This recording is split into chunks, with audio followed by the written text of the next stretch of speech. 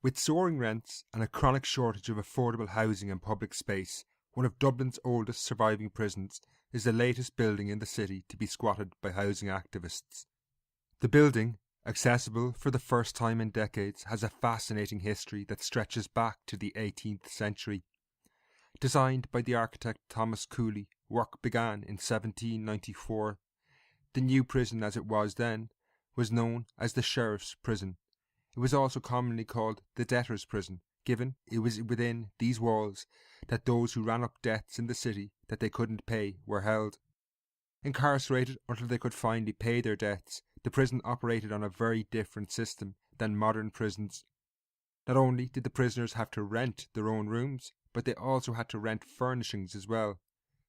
On entering the building, any visitor is struck by the fact that the corridors with their high ceilings and the rooms that are larger than you might expect are more spacious than normal prisons. However, the basement cells are dark, gloomy and depressing. Although the complex had 38 cells, an infirmary and rooms for the keeper and chaplains, the prison was quickly overcrowded and conditions were deplorable.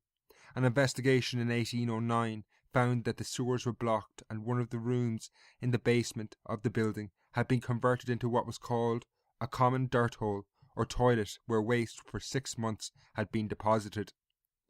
While there is no mistaking the fact that it was once a prison, much evidence of its original use is now long gone.